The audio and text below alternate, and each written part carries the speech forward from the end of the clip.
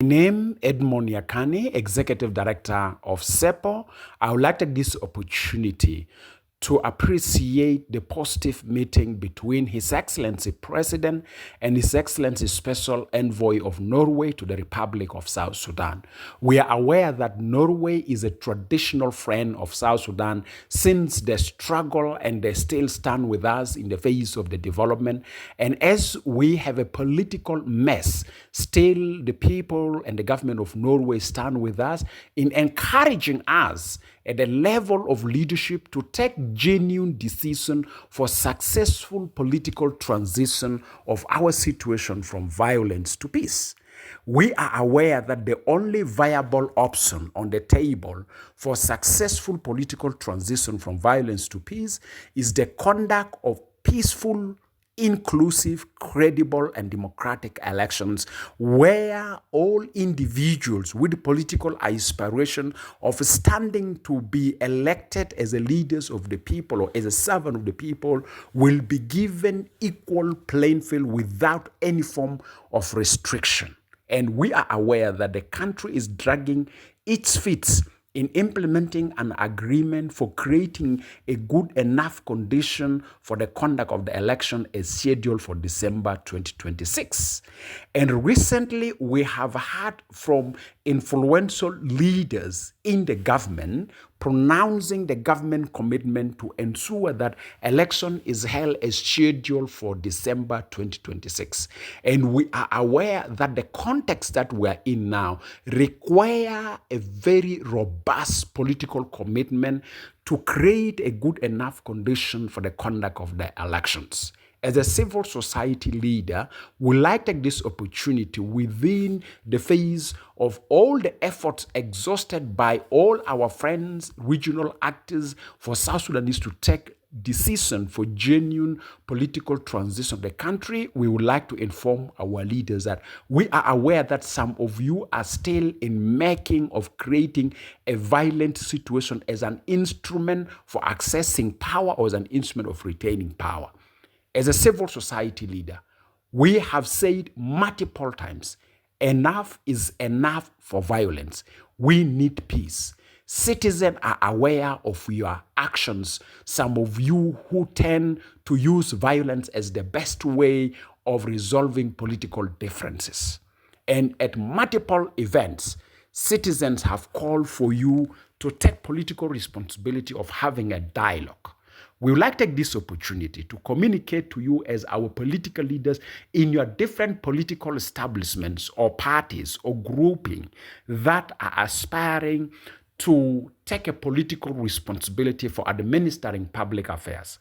But as some of you are intent to use violence as an option, we would like to communicate to you that the level of human rights atrocities that were committed in this country, it have made our common citizen pay a painful price.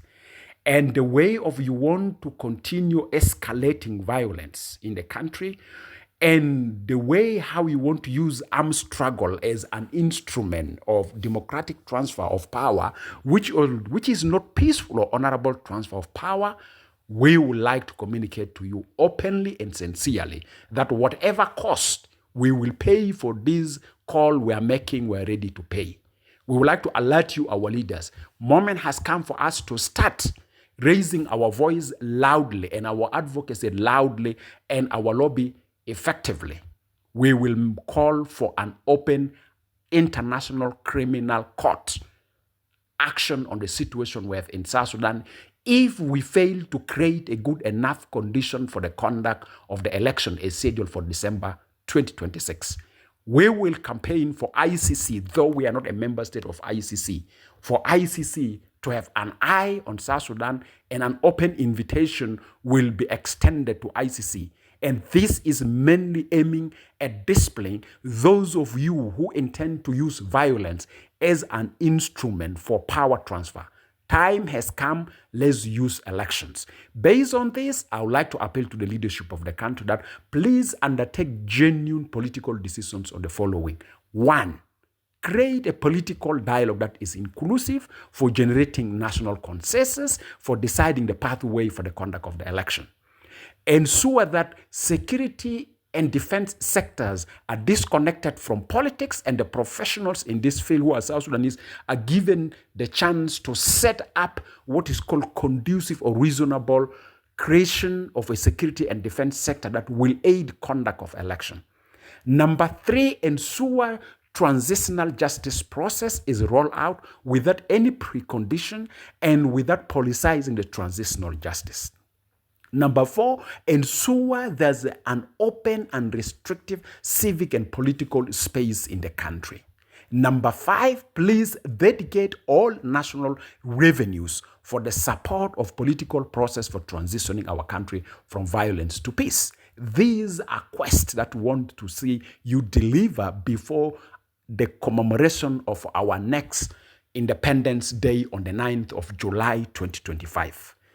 Any action that counted to an act of a violence will be documented, but also we will raise up a call for ICC to have an open invitation on the situation in South Sudan.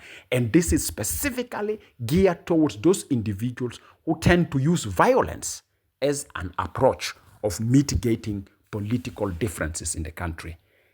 Violence will never gain us, and violence is what we have said enough is enough for it. Now we need to see you taking political responsibility through dialogue. You may undermine our voice, you may underrate our call, but we will try with all level best of connections, influence, and network in the world to extend an open invitation for an international criminal court to make a decision on the situation in South Sudan. We believe that you as a leaders, you have a great opportunity at your hand to shift the situation of the country from violence to peace. And the best way is through elections, and it is also through resolving your differences non-violently. The use of armed struggle should come to an end in our country and allow us to have peace and stability to strike development and human growth in our society. Thank you very much.